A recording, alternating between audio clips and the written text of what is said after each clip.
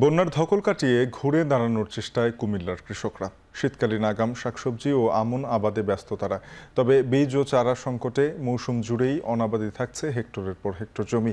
এ বিষয়ে কুমিল্লা থেকে বিস্তারিত জানিয়েছেন সহকর্মী মাসুদ আলম। বন্যার ধকল কাটিয়ে ঘুরে দাঁড়ানোর চেষ্টায় চাষাবাদ শুরু করেছেন কুমিল্লার চাষিরা। আমি যেখানে রয়েছি এটি হচ্ছে কুমিল্লার গোমতী নদীর চরাঞ্চল।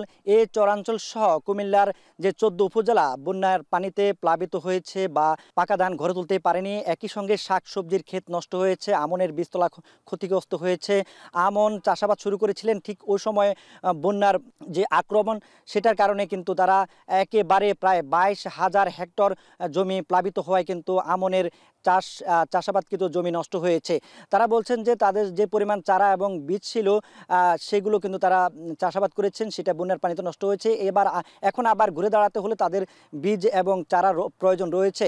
পর্যাপ্ত পরিমাণ বীজ এবং চারা না থাকার কারণে অনাবাদি থাকছে কুমিল্লার হেক্টর পর হেক্টর জমি। তবে কৃষি সম্প্রসারণ অধিদপ্তর বলছেন যে ক্ষতিগ্রস্ত কৃষকদেরকে তারা চারা এবং বীজ দিয়ে সহযোগিতা করছেন।